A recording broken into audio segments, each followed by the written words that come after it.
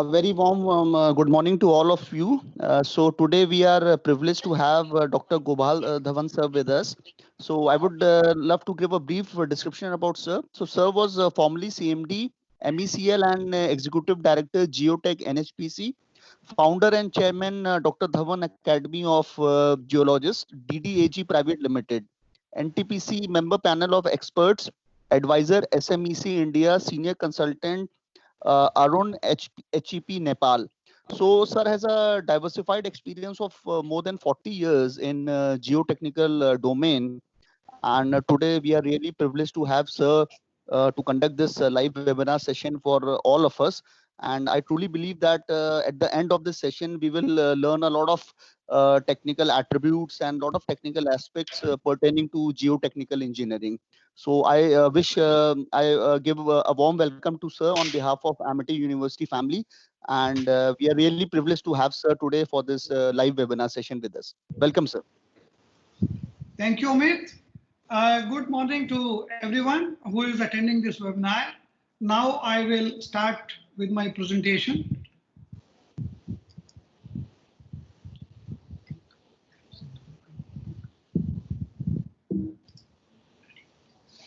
So I think you can see my topic.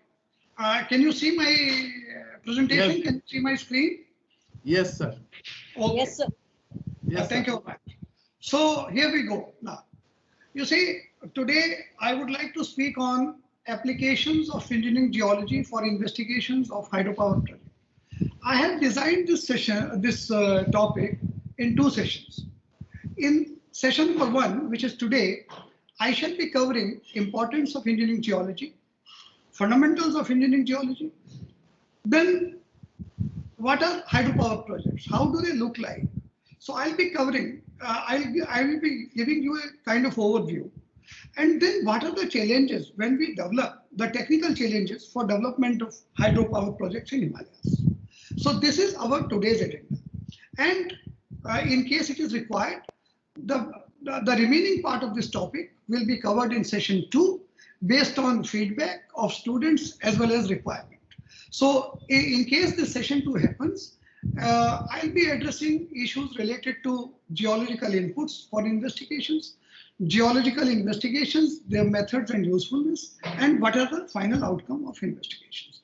So today, I will limit myself to only session 1. So to understand importance of geology, we will have to understand what is engineering geology. I'm very happy to see that there are very many people who are having knowledge of geology, and particularly a very senior colleague of mine from GSI is there. So, but for others, you know, what is geology? In geology, we study several subjects. And some of the main ones are mineralogy, petrology, structural geology, geomorphology, remote sensing, geophysics, stratigraphy, and many others. But these are the subjects, these are the streams of geology which are required as a background knowledge with the engineering geologist. And when this knowledge of geology is amalgamated to some selected branches of engineering like rock and soil mechanics, surveying, geotechnical design engineering, drilling and blasting technology, and tunneling technology, concept of engineering geology emerges. In other words, engineering geology can be defined as application of the principles and methods of geology for the purpose of civil engineering operations. So this is the basic idea, that what is the basic background knowledge of an engineering geologist. But why it was required, how it was required, when it was required. It is not a very new subject. It started with failure of a very important dam in California named St. Francis Dam.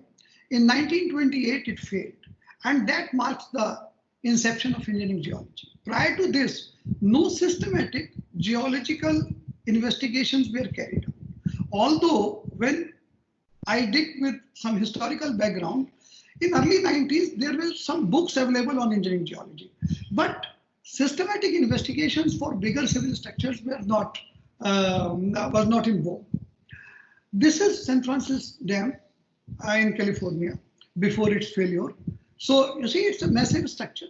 It is 183-meter long, 56-meter high, and the construction started in August 1924. It was completed in March 1926. Then the filling of reservoir started. It was a huge reservoir of 12.5 billion gallon capacity. The filling was completed in 2 months. After the failure, after the filling, it worked nicely. It was commissioned. It worked nicely for about 2 years. But unfortunately, on March 12, 1928, at 11 p.m., the dam failed. And it sent a wall of 55-meter high crashing down the canyon of San Francisco Valley. In this catastrophe, 470 people lost their life, and it was one of the biggest failure of its time. So people learned lessons from this, and everybody tried to understand what went wrong. So through this simple geological sketch, I would like to narrate the reasoning why it failed. You see the profile of the valley. The river must be flowing somewhere here. And in the eastern side, we had metamorphic rocks, schist, and these were foliated rocks. In the western flank, we had sedimentary rocks. These two formations, geological formations, were separated by this fault zone. If you follow my cursor, you will see this black zone is a fault zone, and it is overlain by a conglomerate bed. So failure was attributed to this fault zone and conglomerates, which got dissolved after saturation. And this led to leakage in the foundation. Although the time does not permit me to go into more details, but I would just like to touch upon that whenever there will be any seepage through the foundation of dam, and whenever there will be linkage of the reservoir water and the tailwater in a dam structure, then the dam will experience uplift pressure. And due to this uplift pressure, the dam, if the uplift pressure is more than the weight of the dam itself, then the dam will fail. And that's what happened. So, and then not only one, in 1930, 1940s, 2-3 other dams failed. Other major failure was in France, which is known as Viont Dam. So by, you can say, 1950, a protocol for investigations of big hydropower projects was in place, and people started giving importance to engineering geology. And then, we decided what an engineering geologist should do and what should be the domain of engineering geologist. All of you are aware that for construction of buildings, bridges, dams, underground structures, slope stability problems, shoreline structures, highways, railways, and other infrastructure projects, we require services of engineering geologists. But today, as I'm speaking on hydropower projects, I'll be giving an idea about these 3 structures, which are in the center of this slide: dams, underground structures. Normally, we construct either tunnels or big caverns for powerhouse. Many powerhouses are situated in the underground caverns, deep inside the hills. And then whenever we make any hydropower project, lot of hill slopes are cut, and every hill slope after excavation is required to be supported, otherwise it will fail. So these types of structures are studied during the pre-feasibility stage, feasibility stage, and DPR stage. In the pre-feasibility stage, the basic idea is that you want to know whether a project exists in this valley, whether you can make a project, whether the geology is supportive or not. So basically, it is an idea about the basic philosophy of the project, whether we should go ahead or not. In case the preliminary studies are supportive, and you see that we can construct a project, we proceed further. to feasibility stage, where you collect more data to, to prove the techno-economic feasibility. You can create a dam anywhere, but there's a cost. So it has to be techno-economically viable. Once this is proved, then we proceed to DPR and pre-construction stage investigations. And finally, the aim is to evolve detailed designs of the project before we start construction. And then after construction, we are also required to monitor the project even after construction, so that the St. Francis Dam type of fiascos don't take place. Because even now, you may commit mistakes. So in case there is any problem, even after construction of the project, every dam and bigger civil engineering structures are thoroughly instrumented, and those instrumentation readings are checked on daily basis, so that in case there is any distress in any structure, you start taking corrective methods. So initially survey and investigation stage, collectively pre-feasibility, feasibility and DPR, then construction, and then operation and maintenance stage of the project.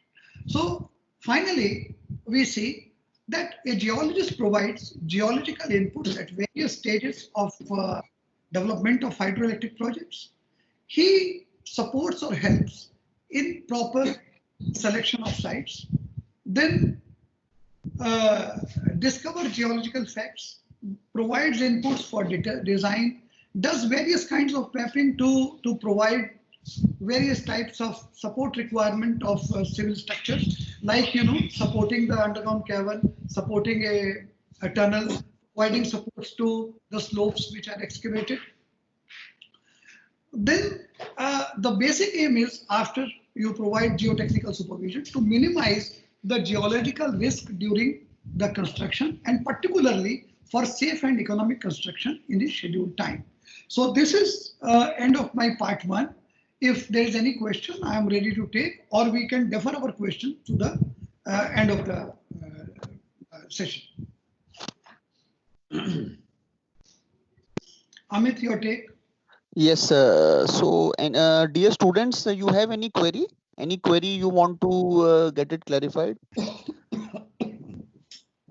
Students, you have any kind of a query during this part of the session? Any kind of a query you want to ask, or you just want to clarify? You can tell us. Sir, I have a query. Yeah, please. Sir, actually, I just want to know that as a geologist, when you go for a preliminary survey in any hillside, so what different parameters you take for slope stability measures? Can you identify yourself by your name? Sir, my name, sir, I am from Civil Engineering Department, Ashish Kumar Kashyap. Okay, Ashish. Yeah, you are in faculty, Ashish. Ashish, yes. It's a very relevant question, but I think after we go through this presentation, maybe I'll be in a better position to answer your question. Okay, so I'm noting down your question, and I will answer it after I explain few more things which you will find automatically in this presentation. Okay? All right, sir. Thank you so much. Professor Dhawan Sahab, I think you continue. Then we'll keep the questions in the end, so that it may consume more time in between. I think that is my request. Okay. Thank you, Professor. So I'll start. What is a rock? For a geologist, it is a naturally occurring aggregate of one or more minerals. For engineers, it is any hard material, any consolidated material that requires drilling, blasting, and chipping for excavation is a rock. For architects, rock is a type of building material or dimension stones. So you will see that all three of them deal with same material, but there are certain different perception. So engineering geology basically brings all these professionals on one platform, so that they have a common understanding, common perspective about the rock, so that unifiedly they can deliver a project, construct a project. Now, for understanding, the rock, we need to understand what are the various types of rocks available in the universe. Then, what are the rock structures? How a rock is fragmented by or dissected with various kinds of structures. And then the rock weathering. I'm going to give you just very little glimpses because these are all basics, and I'm sure that most of you are exposed to these basic principles of geology. There are three different types of rocks: igneous, sedimentary, metamorphic. Igneous rocks are formed from magma. When the magma travels up and up, it cools, and during cooling, it consolidates. If the cooling takes place at a deeper depth, at a slow rate, then intrusive igneous rocks are formed, like granite. And in case the magma travels very fast through a volcano vent, it comes to surface, then the volcanic rocks are formed. Like, entire Deccan Trap in our country is a volcanic rock material. These igneous rocks, maybe through the passage of time, is converted into sediments because of weathering and erosion. And from sediments, again, it is compacted and cemented, and it becomes a sedimentary rock. A sedimentary rock, if undergoes metamorphism under a deep-seated environment, under high heat and high pressure, the metamorphic rocks are formed. And metamorphic rocks may once again get converted to magma if they travel due to some geological process, once again back very near to magma chambers. All of you must be knowing plate tectonics. So in the plate tectonics, the concept is that at plate margins, the earth crust goes underneath the other plate. And then due to this sinking, the metamorphic rocks are finally converted once again to magma. Now, you will see that there are certain shortcuts, and igneous rocks can directly be converted to metamorphic.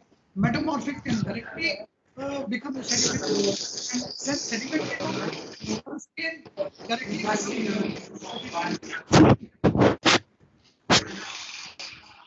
There's some disturbance. Can I proceed? Okay. Well, so these are the various types of rock types. Once again, igneous, sedimentary, and metamorphic. Igneous rocks may be intrusive, a coarse-grained rock like granite, diorite, gabbro, or extrusive like obsidian, pumice, basalt. Then sedimentary rocks may be clastic, chemical, or organic. And metamorphic rocks can either be foliated or non-foliated.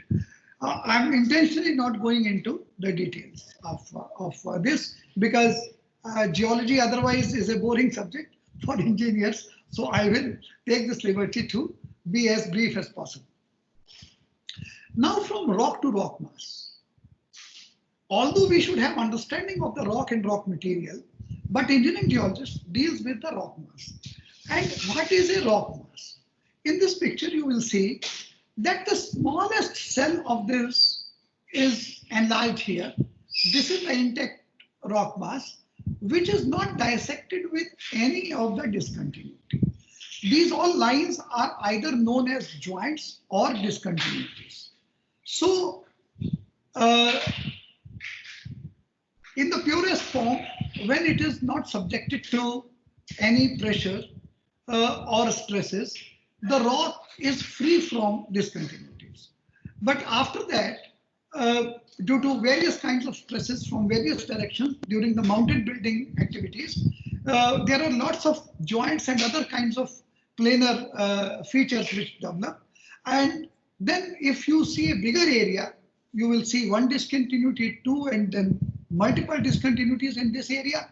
And if you consider this entire material together, this is the rock mass.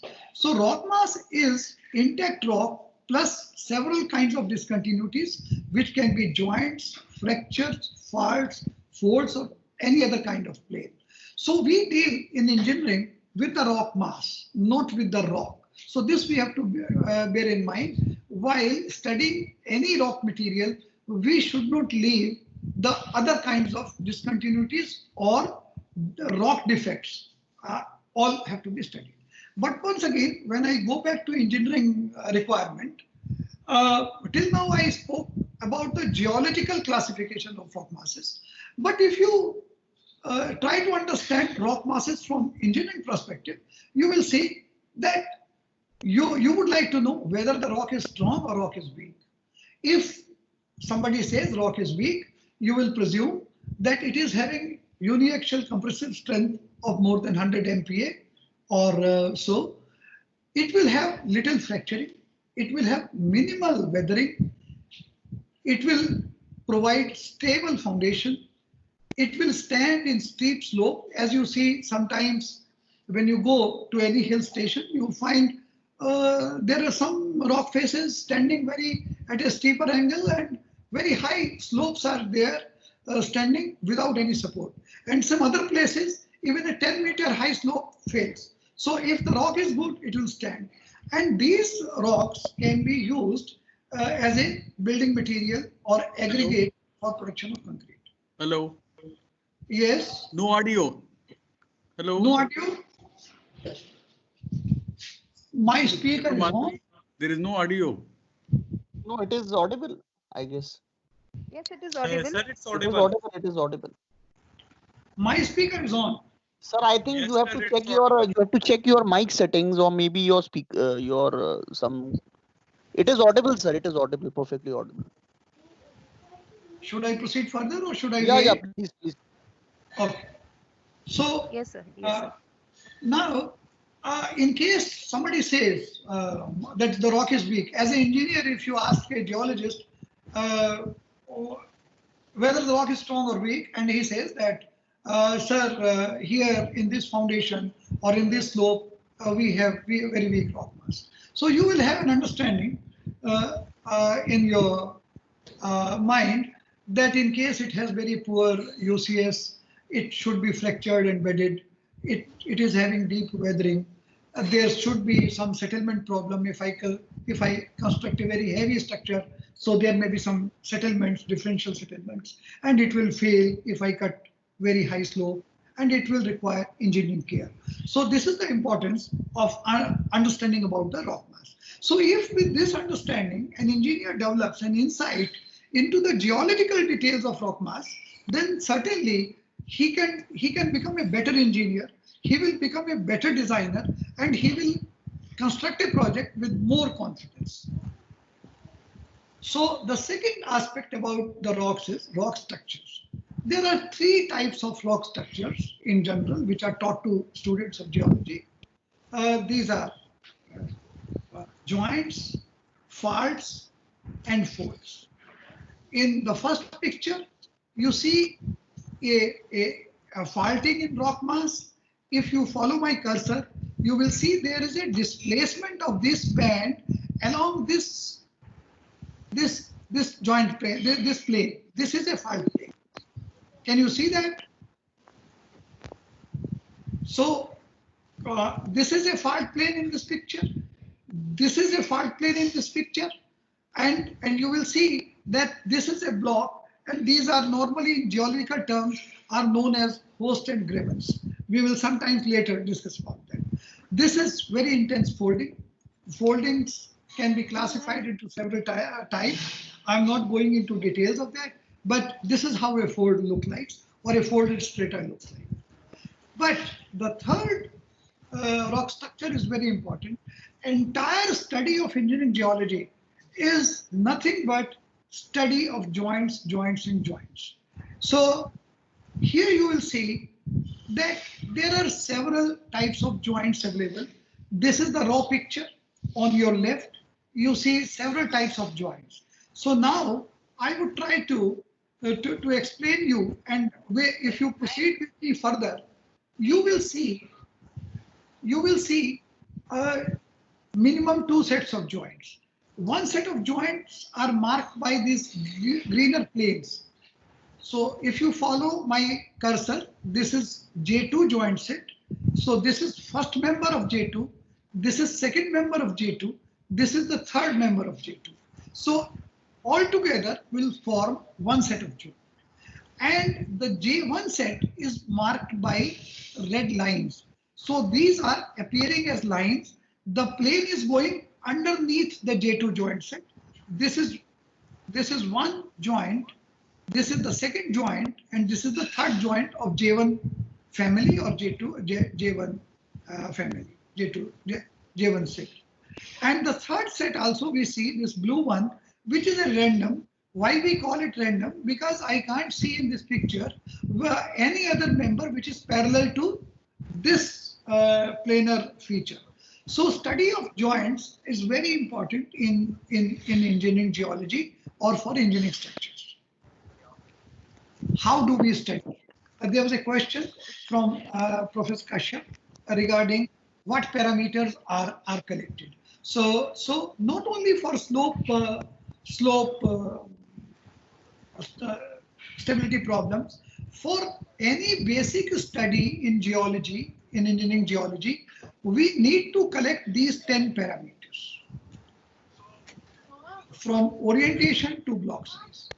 So what is orientation? Students of geology know that orientation is the spatial orientation of a plane with reference to the magnetic north and its inclination with reference to horizontal. We call it dip and strike. And dip is divided into two components: dip direction and dip strike. Dip direction and the inclination of dip, and other is the strike direction. So sometimes later we will give more light on this strike, dip direction and dip amount. So after orientation, we would like to know what are the spacing of joint sets. Here in this picture, a group of geologists is standing. They are observing the orientation. Orientation is observed through a compass, and then the spacing is distance between one joint and the other joint of the same family. So for every family, there will be different spacing. And then the persistence. What is the elongation of the joint? Here you see that joint is very large. It is going outside the periphery of this picture from here to the end of the picture. So if you follow my cursor, you will see the persistence of this joint. Every joint will have some roughness along the planar surface. There are methods to record the roughness along the joint. We know this.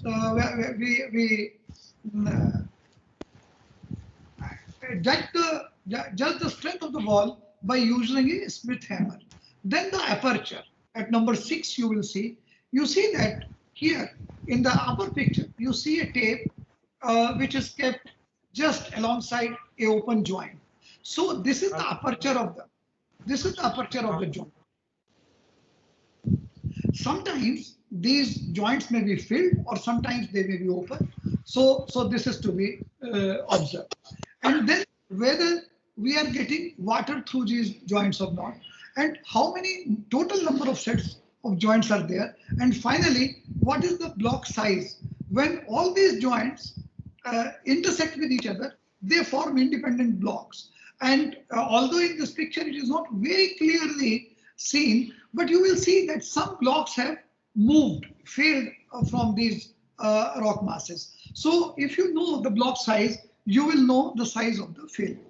The third important characteristics of rock masses, that what is the stage of weathering.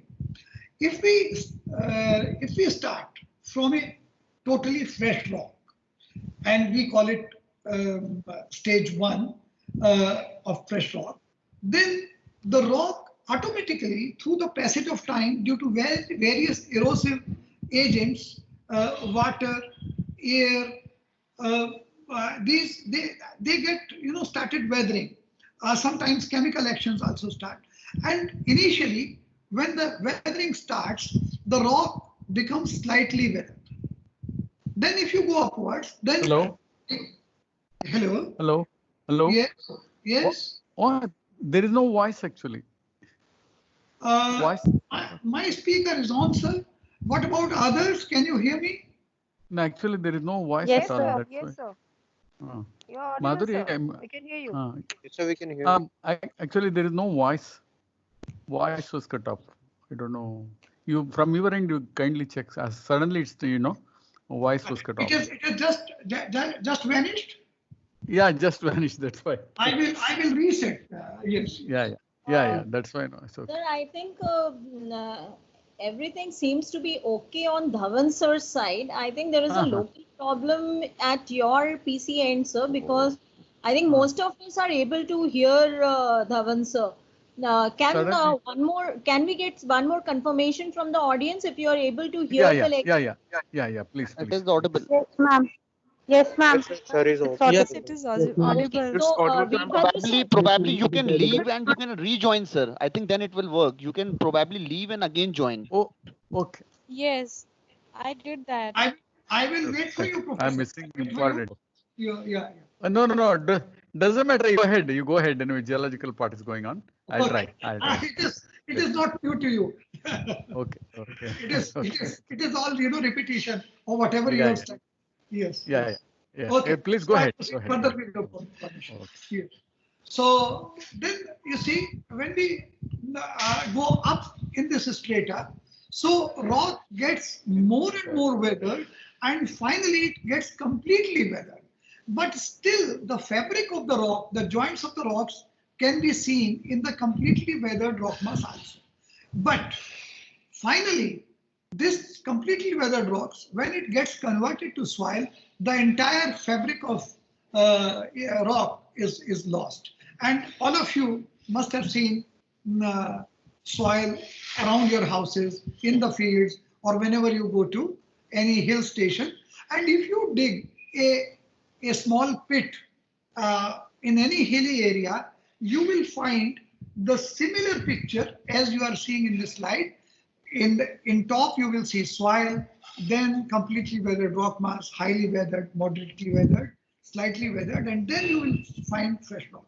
So this is common everywhere. But what is not common is that how much is the thickness of soil. It will vary from place to place, from area to area, depending upon several features, several factors, like what is the basic rock type, what is the precipitation in that area, what are the agents of various types of erosion working, how old is the rock types. So you see, but you will find in principle everything according to this sequence. Now, for every project, it is required to be established what is the degree of weathering, what is the depth of weathering, so that in case you are required to found a dam, you will not found a dam, you will not start your construction unless the fresh rock appears. You will not lay your foundation somewhere in the moderately weathered rock. If you do that, it will be repetition of our St. Francis Dam. So this is the importance of all this. So as a recap, I will once again say that we started with the rock type, rock structure, and rock weathering. So if you have basic idea about these three things, you know what are the fundamental issues confronting the engineering geology. Okay, so this is end of part 2.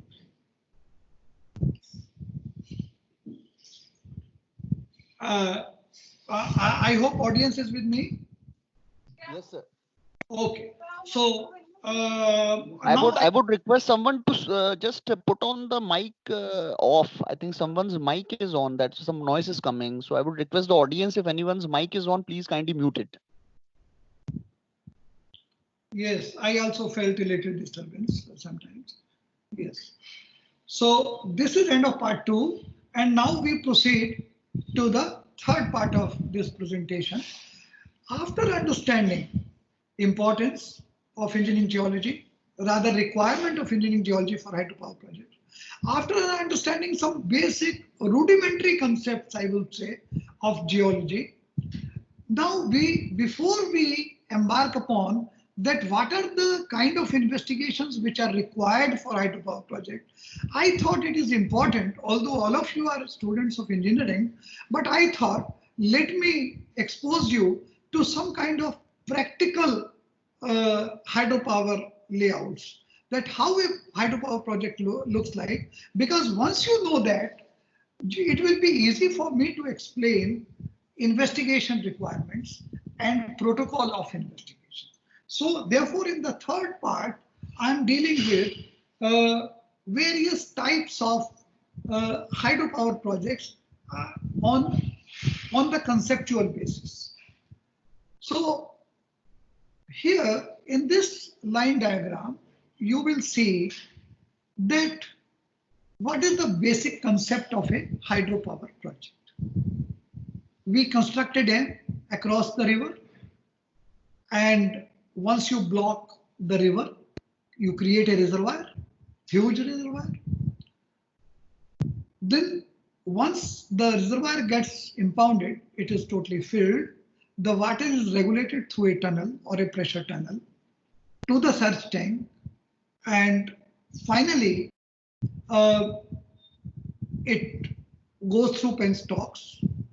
In between penstocks, after the penstocks and the turbine, you have a inlet valve so that you can control the flow of water, and in case you have to regulate turbine, so there is a safety mechanism here. And then when water, hello, yes. No problem, sir. I think it is not true. I'll stay like that. I listen to only an audio. Oh, that's very bad. Can we do something, Amit?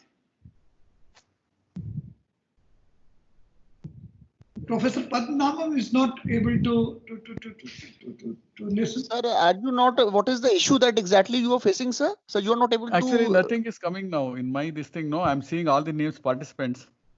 Okay. So you are not able to hear the audio, or is it like audio and video both are out now? Anyway, sir, go ahead.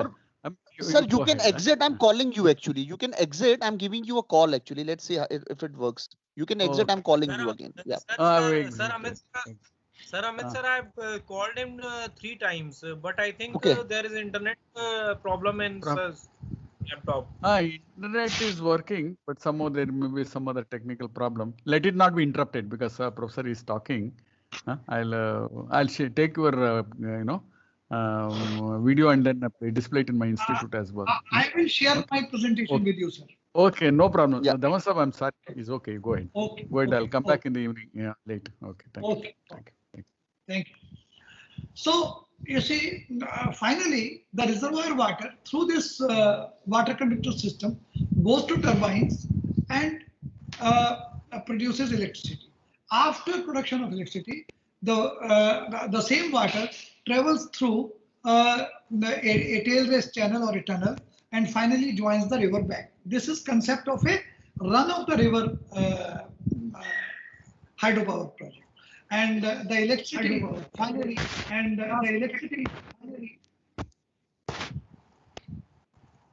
hello, yes. So and finally, the electricity is transmitted through the transmission lines, and you and me enjoy the use of this electricity in our houses, factories, or everywhere. So this is a basic concept. But now a project looks like, how a project looks like. You see, the simplest type of projects can be constructed as dam to powerhouse. This is a huge concrete gravity dam. It is almost, replica of our first major hydropower project, Bhakra. So this is the concrete gravity dam. And in 2 of this dam, we construct a powerhouse. The reservoir water is transported through penstocks directly to the generator and power is produced. And this is what a tail race tunnel looks like. And it joins the downstream river. Here, the basic concept is the electricity is generated because of this potential energy which was stored in the reservoir, and due to this head of level between the top of reservoir and the bottom of this turbine. So the potential energy is converted into kinetic energy. So this is basically a dam-based project where dam is most important. Another example of this type of setup of a project is the Koel Dam in Himachal Pradesh, which is constructed by NTPC recently, only 4 or 5 years ago. A very huge dam has been constructed. This is a earth and rock fill dam. I will not go details of earth and rock fill dam. The only idea is that here you have a clay core in center and coarser material in the flanks. No concrete is used for construction of this type of dams. So initially, this was the direction of the river valley. You will see a reservoir also in this picture, and on the left flank of this dam, there's a huge civil structure which is known as spillway to regulate the excess water. You can see the water flowing through this spillway, and in the almost two of the dam, here is a powerhouse. This blue colored rooftop. So a beautiful project, a very compact structure, but very complex to. And suppose in case you are starting construction of this kind of project, so you will have to investigate before placement of this dam material or body of the dam, that what is there in the abutment, what is there in the bottom of the river, what is there in this slope, which is the back slope of powerhouse, what is there in this spillway portion. So this entire area needs to be studied properly with help of various investigative techniques, which I'll be covering in my second session. So here you will see the same spillway structure which you were seeing here in this picture from a distance. So if you follow my cursor, you will see this pointer and see this structure. So whenever there is excess water, right now it is dry because reservoir is not filled up to its brim. So whenever during floods you have more water, it will be passed through this structure.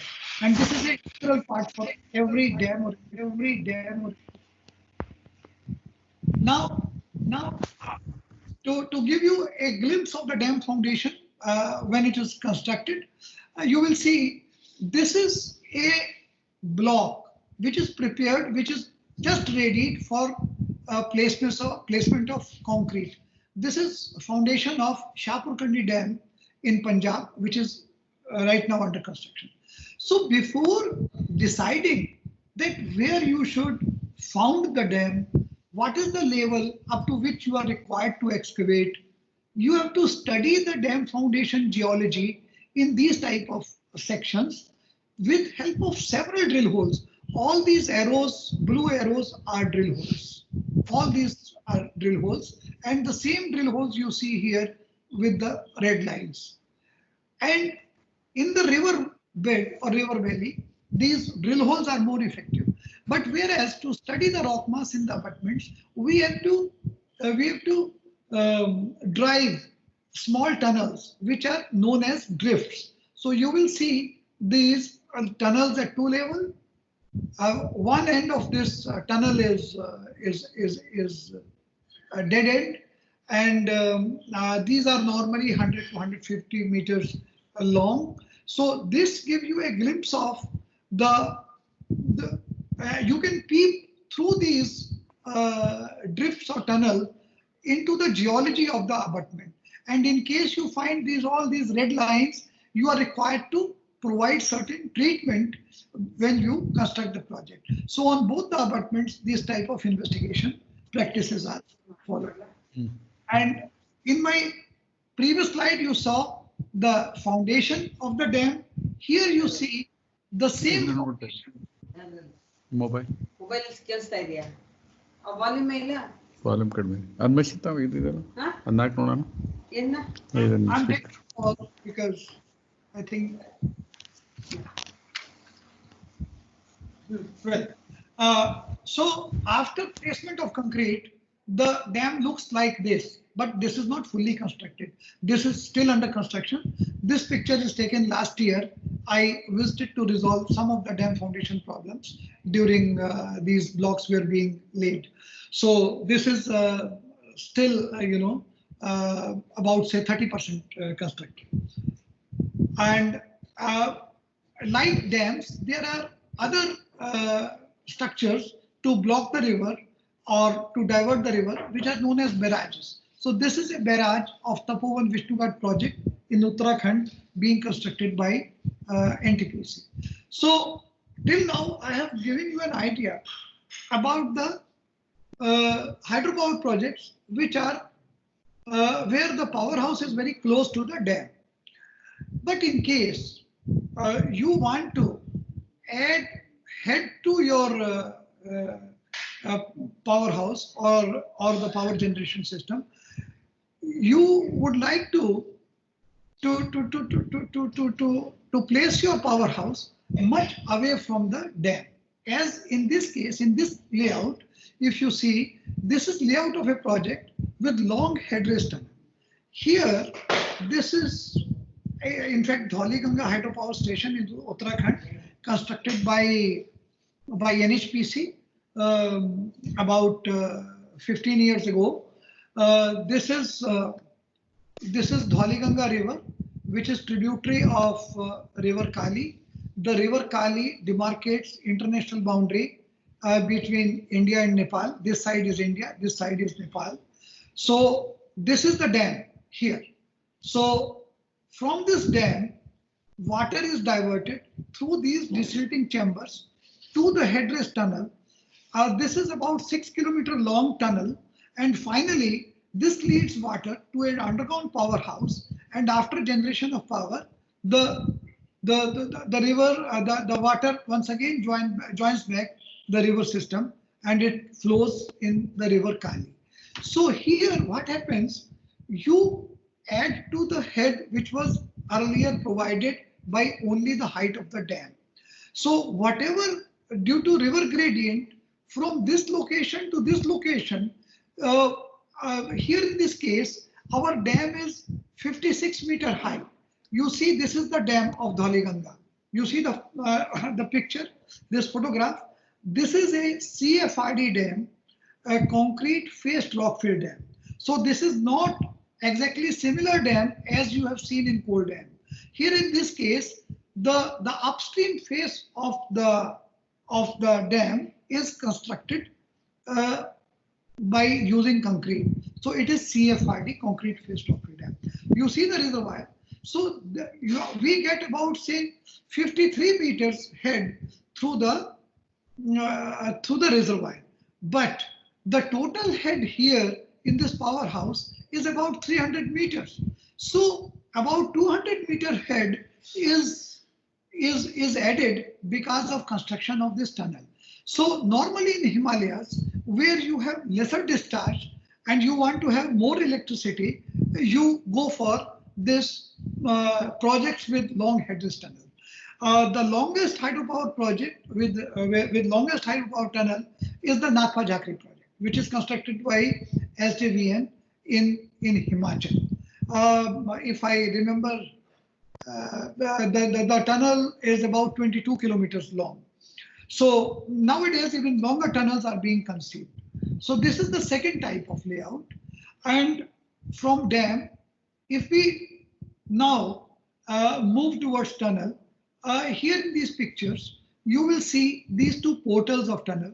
In this portal, you have covered it with a concrete face, whereas here you have constructed the portal with use of shotcrete and rock mold. So what type of tunnel portal will be constructed is decided after the geological studies. And once you are inside the tunnel, you see these rib supports. Nowadays, in modern practices, ribs are generally avoided tunnel is supported mainly with rock bolts and shot trees. But here, the stresses are so high that ribs had to be provided, and you will see many of the ribs are broken. So, although some decision is taken in the initial stage of the project, but as you go inside the hill teaches you the real geology, and you will have to modify. It is a kind of, revision of your design as you go deep inside the hill. So the study of geology for tunnels is totally different than whatever you study for dams. The third kind of layout, this is a practical 3D kind of a model of Subansiri hydropower project, which is the biggest hydropower project under construction in our country. It is constructed across Subansiri River. It is being constructed in across Subansiri. Here you see, this is the course of the river. This side is Arunachal, and this side is the reverse of it. This side is Arunachal, and this side is Assam. So river is the geographical boundary between these two projects, these two states. And here is the dam. It is under construction. This is about 125 meter high. I was posted there as the project geologist for pretty long periods. So therefore I remember the figures of these civil structures. So there are 8 tunnels and 8 inlet structures, and from reservoir, water will travel through these tunnels to the powerhouse. This is the powerhouse, a surface powerhouse, and this network is network of surge tunnels, inclined surge tunnels. This project had a very typical geology, very soft rocks.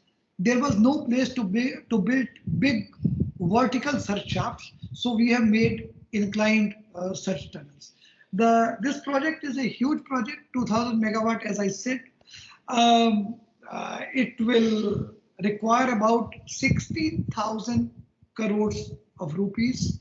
But unfortunately, midway during the construction in 2012, due to some local disturbances, due to some agitation, the work stopped.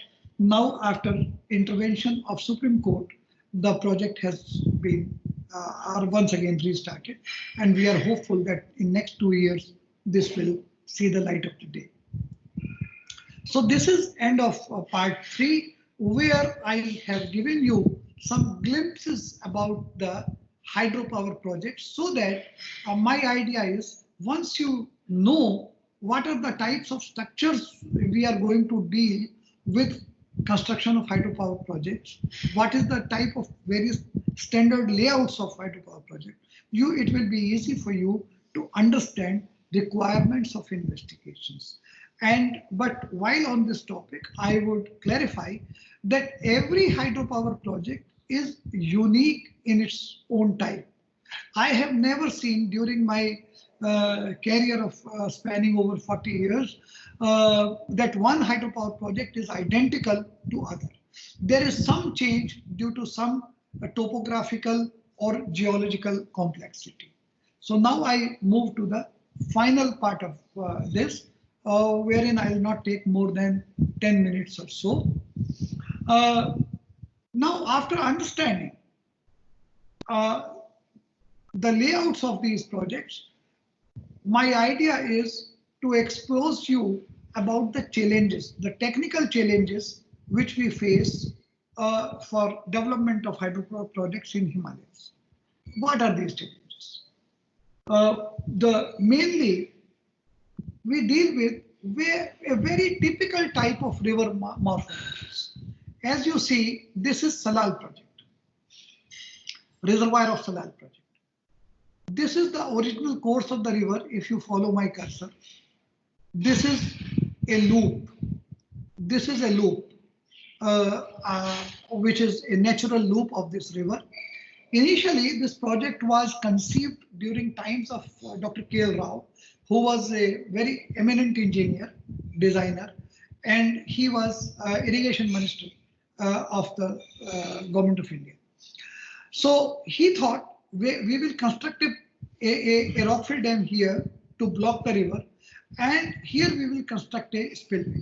But during construction, we found a lot of geological surprises, and we had to construct almost a more than 100-meter high dam. This is a concrete gravity dam. So this is a very typical river morphology, and every project has something different. Here you will see a different kind of a river, where river is almost straight, but it is situated in rugged topography. Then there are several kinds of geological complexities which we have to confront whenever we construct a project. Locations are remote. You have to travel for 2 or 3 days before reaching to your site. During my career, I have walked on foot for days together to reach these power stations, these sites during investigation and before construction on foot, because you don't have any access during the investigation periods. Then there are limitations of investigation techniques, because remote locations are so difficult and remote. You can't carry modern equipment or heavy equipment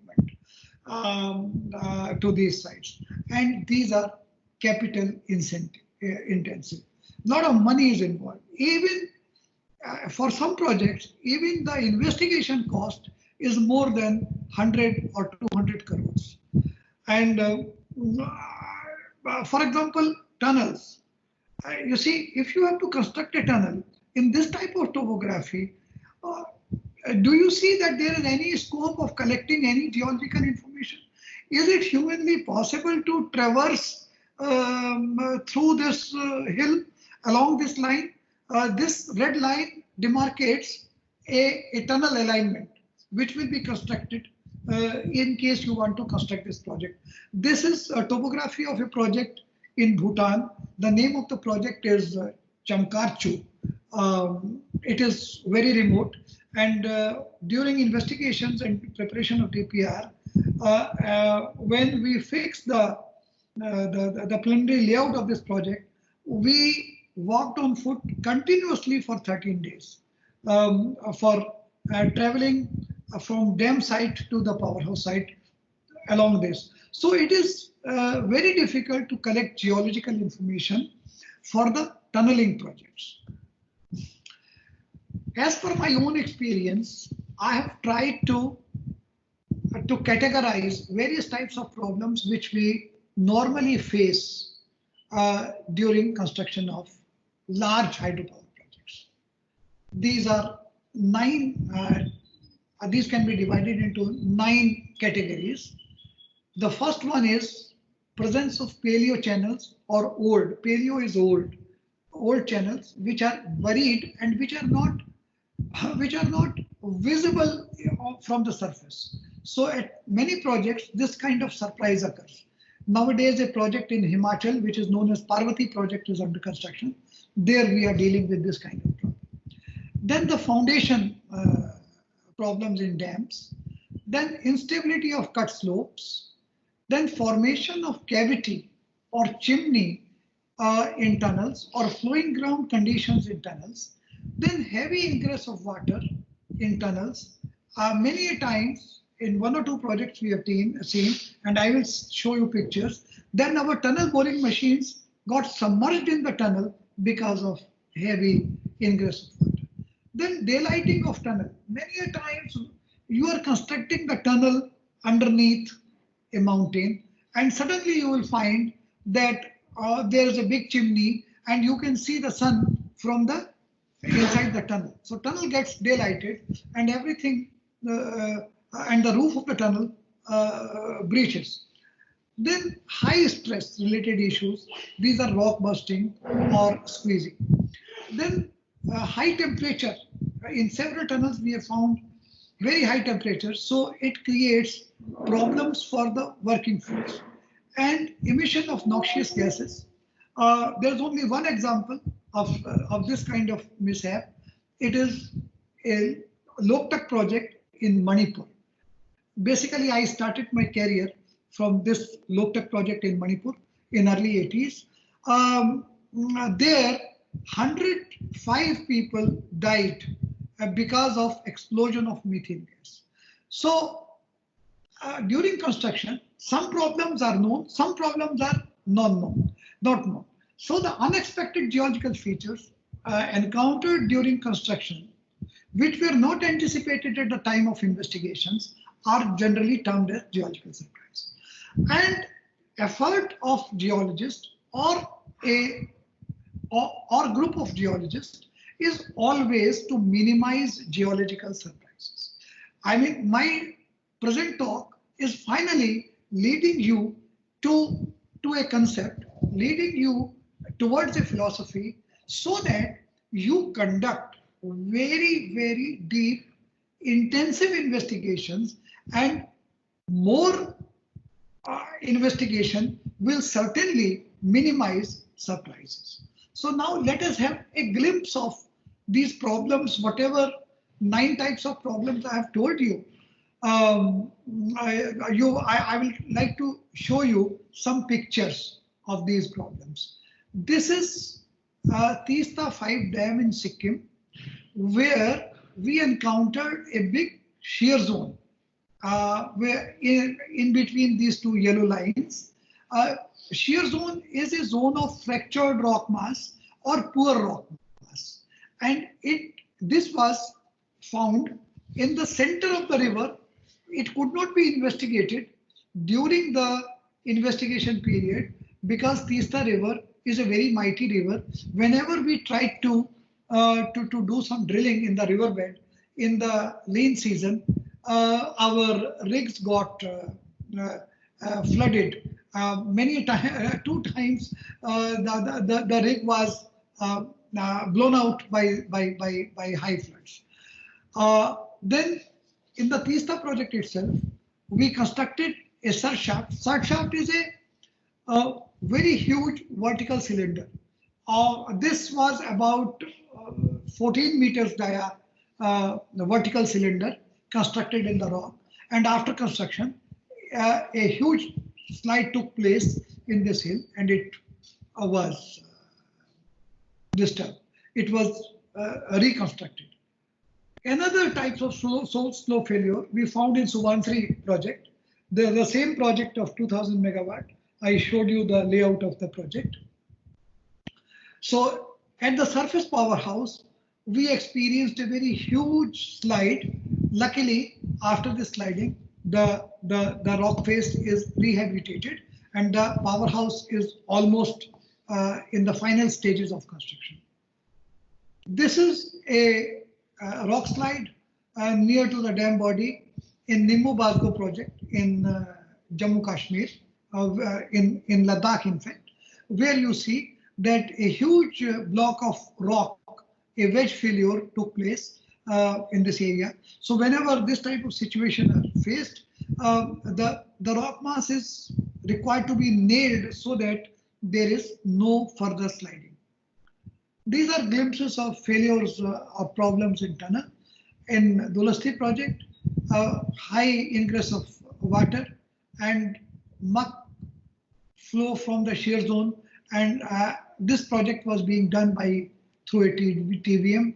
The project got disturbed for about more than 2 years or so. Similarly, in Parvati project, you see this is very accumulation of huge silt because of very heavy ingress of flood. You see the water in the second picture. Here also our TBM got submerged due to this unexpected inflow of water. Suddenly there was a kind of burst of water at the tunnel face. So another type of problem where after construction you see squeezing of the ground and the tunnel support is totally squeezed now. Initially these ribs were of D shape like this, and now you see these have become oval. So this is the mountain stresses.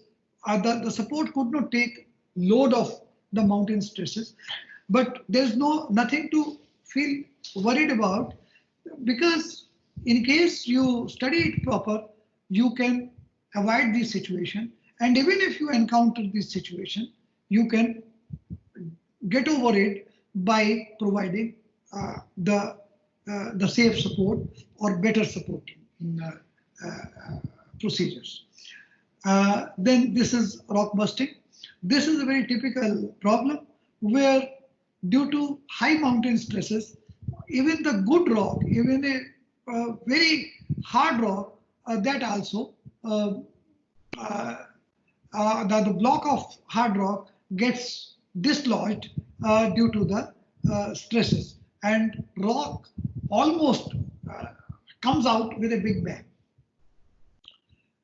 This is high temperature. This is only a nuisance to the working force, but otherwise this is manageable. Now, in the nutshell, this is the last slide of my presentation. You will see that a hydropower project consists of dam, a surface powerhouse or an underground powerhouse, tunnels. If powerhouse is underground, we require to construct a cavern, then shafts and tunnels.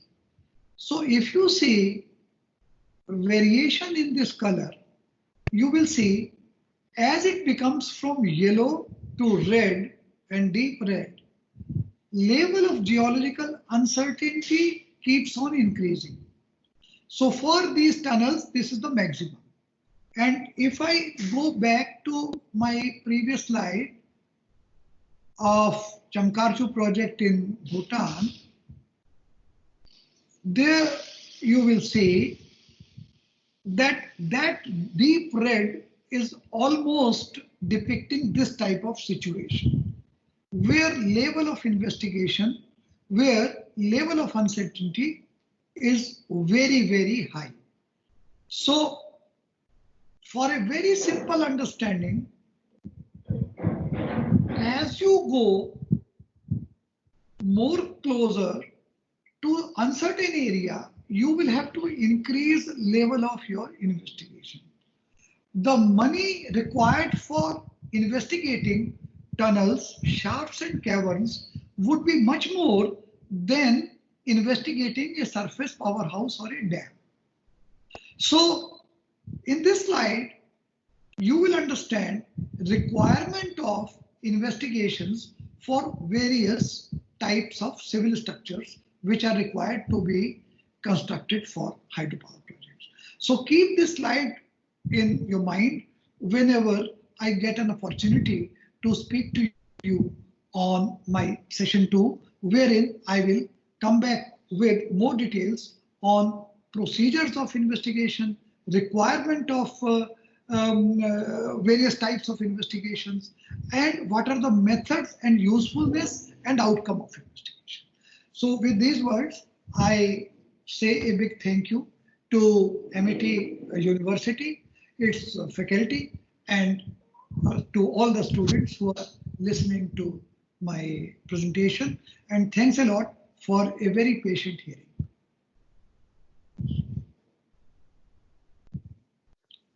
Over from my side. Thank you, sir. So the session is now open for questions from the audience. If we have questions, let the question flow in and sir would answer to it.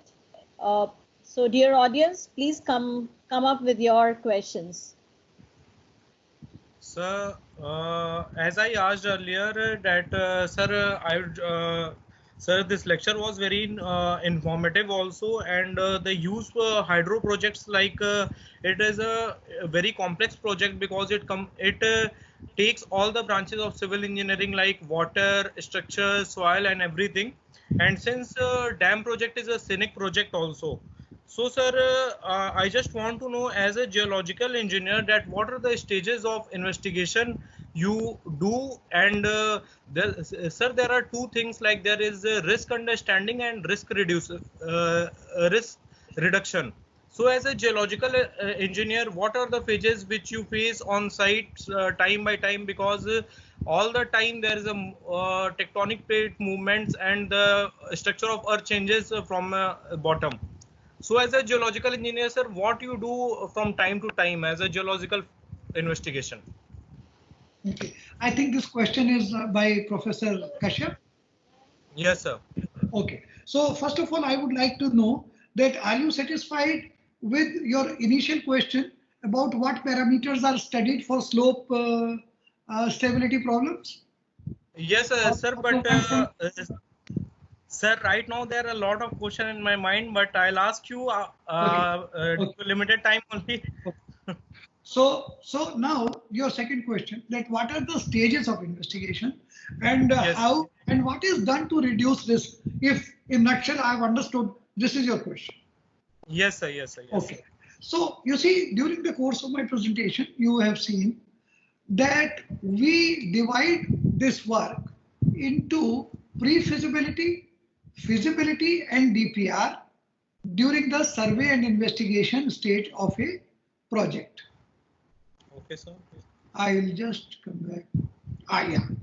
So here you see that initially, as I told, that during pre-feasibility stage, the idea is whether we can see a project or not, whether there is any possibility, because you can't construct a dam or a hydropower project everywhere.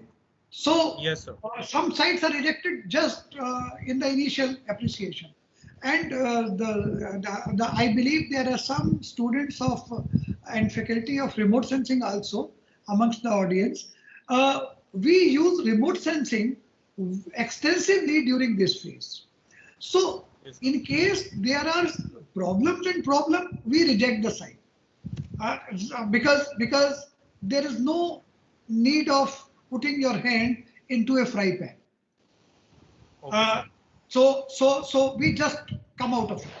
But in case we find, okay, prima facie, this is a good area. Geology and topography appears to be feasible. Then what we do, we go to the next stage and study certain alternative.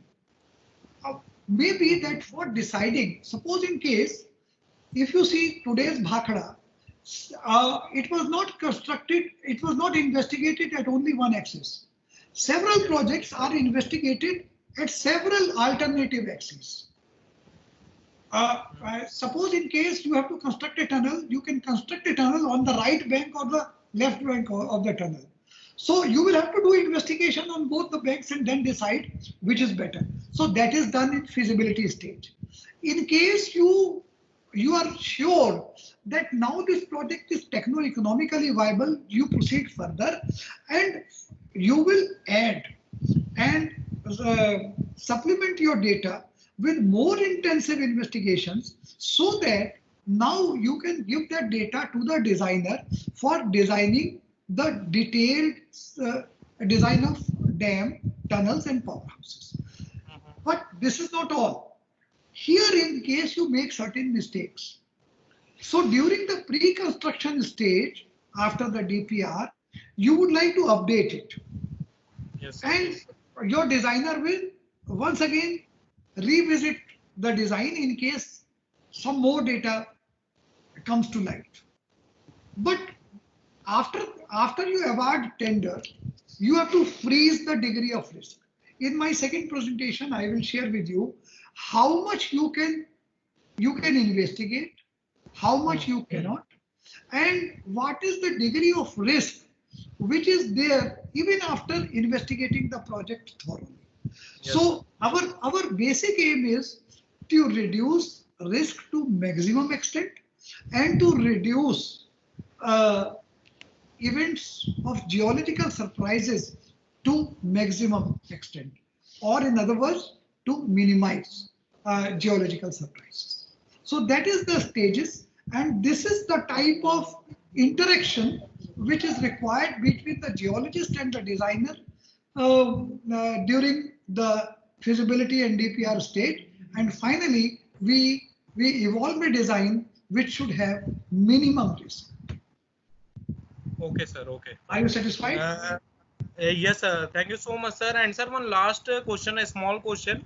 that the social acceptance of the project, like the resettlement and rehabilitation, does come under geological survey or it is different? It is totally different, Professor Amit. Okay. But you see, in a hydropower project, we work as a team. Okay, sir. Geologists also contribute significantly for first of all, you see, the major contribution from a geologist could be in the initial stages to design a layout, suggest a layout which affects minimum number of people in that valley. Avoid putting a structure very close to large habitations or, Yes, sir. or villages, or design a project with some adjustments where the level of impoundments is less. In our country, this concept is very much there because people in our country are very much environmentally conscious now. Yes, sir. Yes, sir. The projects which were constructed in 80s or before 80s, this problem was not there. So therefore, you will find that we have not constructed very high dams after construction of Terry project. So we normally go for medium to low height dams and longer tunnels. So that sort of contribution is made by a geologist, even for rehabilitation and resettlement problems. Thank you so much, sir. Thank you so much for your valuable information. And to our students also, this hydropower project is a very interesting topic since it includes all the branch of civil engineering. Thank you so much, sir. Thank you. Thank you. Sir, I have a question. Considering your slide on geological risk, so and your vast experience, sir, just wanted to know what are the technological advancements that has taken place to minimize this geological risk? Is this remote sensing is actually handy in eliminating or maybe reducing the geological risk, particularly when it comes to subsurface investigation, that is underground investigation, sir? Very appropriate, very apt question, and really I would be happy to answer it because I will speak whatever I could not because of paucity of time. So through that, I will give you some glimpse. In short, answer to your question is yes. Yes, remote sensing is useful.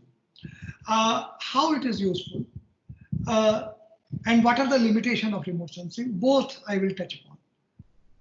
You see, remote sensing is a very handy tool.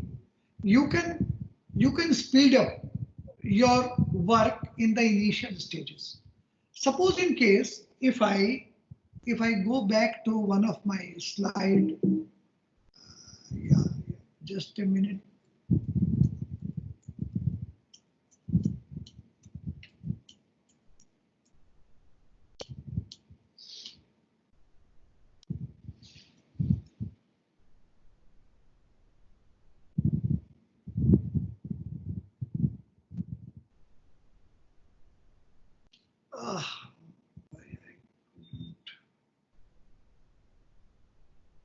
Yeah. Suppose in case, can you see this picture in the middle? Are you with me? Can you hear me? Yes, sir. Yes, sir. I can see Can where you see this picture in the middle? Yes, sir. Yes, sir. Okay. Now suppose this is you have gone to this valley for the first time, and your experience says that I am having very good abutments in the left and right bank of this valley, and I can construct a dam here. So before advent of remote sensing, what you would have done, you would have got this area surveyed and then decided whether other parameters, except geology, whether other engineering parameters are suitable for constructing this dam or not, and how much time you would have taken for getting this area surveyed. To my experience, minimum 1 year. But whereas today you come back to your office, you order a imagery, or first of all, even at site, you open a Google Earth image and you see that what are the details, because any river valley looks better when you see it from the top, because you get a synoptic view. So remote sensing speeds up your work. But now what are the limitations? Limitation is that it is not a shortcut. You will take the initial decision whether to construct a dam or not to construct a dam based on remote sensing very quickly, but you cannot bypass requirement of survey. You will have to still survey this area for the detailed design, because detailed design is in millimeters. Here, geology, the requirement of geology is in centimeters. And the big geological features are to be mapped at least in accuracy of meters. So whereas in remote sensing, you can get any feature which is in meters, because nowadays a very good platforms are there, and we get very good imageries for our studies. But still, requirement of detailed survey, detailed investigation cannot be bypassed. For drilling, you will have to go to site. For doing geophysical surveys, you will have to go to site. But still, remote sensing has certainly given a wonderful tool to hydropower investigators.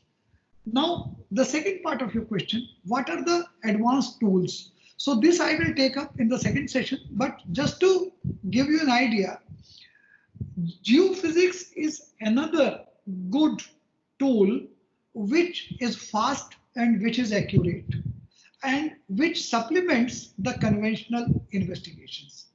There are several kinds of geophysical investigations, but in hydropower, we call it engineering geophysics. In engineering geophysics, combination of seismic geophysics and resistivity imaging is very useful. Then for tunneling, during the tunneling, you can now know what you will encounter after a few meters along a tunnel. So that is known as tunnel seismic prediction systems. That is also basically a geophysical technique. And then you can also have airborne geophysical techniques. So these are all modern techniques which are supplementing to the protocol of investigations, and this is certainly improving level of investigations. Thank you, sir. Do we have any more question? We can take one question from the audience. Dr. Madhuri, hello. Yes, sir. Yes, sir. Please go ahead. Somehow I could get onto my mobile. I could hear Professor's lecture. Regarding these advanced techniques, I am going to organize one lecture on geophysical methods used for your, engineering structures, engineering geology. This Sure. I'll shortly announce. Your students also can get what Professor Dhawan Sahab in continuation to that, you can have that benefit. He's a very experienced person in geophysics. I'll arrange that for both the departments. Okay, sir. Sure. Thank you, sir. And it is hello. It is an enthralling lecture, starting from the the background. He's a geologist, so he could tell about the fundamentals of what are the geological aspects, rocks, their properties, and how dams are constructed, how remote sensing is useful. He has given a synoptic view, and then some of the advances you can will introduce that to in the next after this professor's talk. Maybe if you can tell me the date, I'll introduce that. So that is still pending. And it is an excellent lecture. I think our students, both engineering, civil engineering as well as geology students of AHR got benefited by this.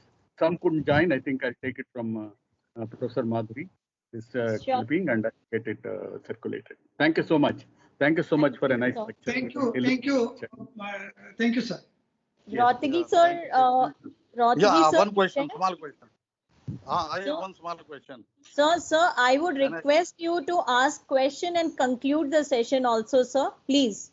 Okay, I will do that. So, Thank you so much. Dr. Gopal Yeah. Dhawan, sir, I would just like to introduce Professor Rotigi, No, sir. I know, So- I know him. I know. Yeah, I know him. I will introduce. Don't worry. I ask one Okay, question. sir. Okay, Then I please, will sir. do some- Yeah, request Yeah. you to conclude the session, sir. Yeah. Thank you. See, Professor Gopal Dhawan, you have been in NHPC, and Mr. Oberoi, you must be knowing. He was with us in Engineering Project India Limited. Have you heard Mr. Yes. Oberoi? He was our chairman. Oberoi. Yeah. He was chairman, and he was a director with us with the Engineering Project India Limited, and I was also working with Engineering Project. My name is Professor P.K. Rodgi, and I was working with him with his team in Engineering Project India Limited. So it is nice Thank to you. welcome you, and I have been listening your lecture, and really very impressive and very nice delivery. And I have one small question on this, Gopalji. I want to ask, what is the role of engineering geologist when a dam is constructed reservoir? Somewhere we heard in Wagda there was some crack, there was some other thing, or some type of problem, overflow problem, how to control water when there is more rains and other things. So some time of problem is there some role of engineering geologist at the time, because after 100 years their life is too much. Then what type of maintenance period, what geologists play, or they can predict that something should be done in advance. Right, sir. Right, sir. I will answer to that question. Professor Rodgi, very important question, very interesting question. Oh, nice. Thank you, sir. Yeah. So here is the role of geologist for any engineering projects or for a dam. Basically, we have to provide geological inputs at every stage of power down. Then proper selection of site, because as I said earlier, you can't construct a dam everywhere and anywhere. So for a dam site, you have to study 7-8 sites and then finally zero in at one site where finally the dam will be constructed. So that is the second. Then discover geological facts. For example, as I have taken one example from St. Francis Dam. So there, this was a hidden geological fact, that here is a fault zone. So a geologist will have to find out, in case he is constructing a dam there, that this is a bad feature. And in case today you are not required to abandon the site, but there are methods to treat this kind of foundations, and so that your dam will become safe and it will not collapse. So during investigation, you have to establish this line, this valley profile, and this valley profile is not only, it is not only not only the topography, but in this section, this is a geological section drawn by me for Dhauli Ganga project. And Dhauli Ganga project I have just shown you. I'll show you again. Here, if you see, this is the initial topography. Can you follow my cursor? Yeah. Yes, sir. This pointer. So this is the shape of the valley. But this second line, if you follow this cursor now, this is the rock overburden interface. And this is the river fill. Just imagine the depth of this river fill is about 70 meters. And the height of the dam is just 56 meters above the foundation, above the river bed. So the second responsibility of geologist is, before construction of the project, before designing of the project, tell very specifically that what is this line like, because in case we do not estimate the interface of rock and overburden, our design engineer will be misguided. Then even if you go into the finer details of this section, you will find in between this riverine overburden, which is all these bigger dots, these circles which symbol I have plotted, you will see smaller dots. There's a sand lens. Can you see the sand lens here? Yeah, we can see. This. So in between the riverine overburden, there's a sand lens. And most of you who are, because having engineering background, you will appreciate that in case you construct a civil structure above this, there will be potential of liquefaction during the life of the dam. As you said, life of the dam nowadays we consider about 50 years, but they last more than 100 years also. So in case there is some earthquake and this sand lens liquefies, the entire project will fail, and there is no method how to treat it. So one has to investigate the project with so much of details. Now, in the third stage of the project, when the project is under construction, the geologist has to do logging of this foundation. A dam is divided into several blocks. As in case in the second picture you will see, this is actually Shahpur Kandi Dam in Punjab. So this is one block, then second block, then third. There are several blocks like this. These are constituting the non-overflow side of the project. So when first of all the foundation is covered, geologist is required to map this, record this foundation, and then decide up to which depth excavation is required. So we call it as a OK certificate.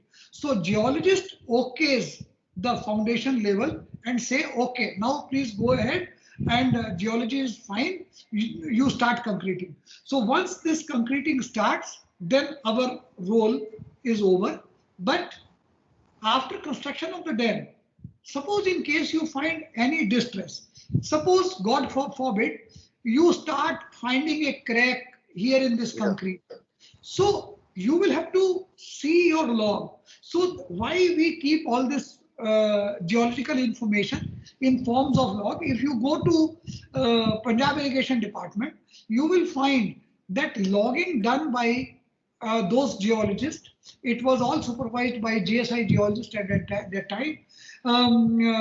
These logs are still available in their office. Suppose in case any problem happens today, so someone can correlate with the geology whether there was some geological feature in the foundation which is troubling, or it is due to some other reason. So these logs are very important, and these logs are done on a 1:100 scale. It means 1 centimeter is equal to 1 meter. 1 meter. So this is the details which are required. Every joint is logged in pair. Yeah, so nice. Yeah, Dr. Gopal, we are very, very thankful to you for giving such a big lecture and for 1.5 hours continuously and explaining to our student, our faculty, on behalf of Amity, on behalf of Dr. Madhuri, on behalf of Civil Engineering Department. I extend my hearty thanks to you, and it is really interesting. And what we get some another chance, opportunity to see you, we will arrange another session for this. So nice. So thank you so much. Thanks from all the sides, from all the participants. It is great, and it was a nice delivery. So much, so nice. Thank you so much, sir. With this, thank you so much, sir. Hello, Dr. Madhuri. Thank you very much, Professor Rohatgi. Yeah, thank you, sir. Thank you, sir. Thank you. Thank you, sir. for sparing your time. Yeah. I think at this age, without any water, you are at without any stretch, you are just giving the lecture. Yeah, nice, it is nice, And, really nice. sir, Sir, I should we are very say grateful that to we you, had sir. 2 demo sessions actually, not one but 2 demo sessions. We had, and sir was so kind enough to spend around 30 to 40 minutes in all the sessions along with us to ensure that today the session goes out very smoothly. And also to all participants, I would like to inform that sir was our first chief guest of the first national conference on trends and recent advances in civil engineering. Sir was in NHPC then when he was our chief guest in national conference trace, sir. Thank you so much, sir. And we will come back to you, and we'll keep bothering you with various other series of similar lectures, sir. Thank you once Thank you. again from all Thank of you, us. sir. Thank you, Thank you sir. very much, Professor Madhuri. Thanks you. for this opportunity which you have given to me to interact with your faculty and students. And I really look forward for more interaction. Thank you. Thank you. Thank you, sir. Thank you, sir. Thank you Okay, so sir. much. Thank you, sir. Thank you, sir. Thank you. Thank you. God bless you. Thank you, audience. Thank you so much for your patient hearing, and we will come back with similar series of lecture and keep you informed. Thank you all. Thank you. Thank you, Madhuri.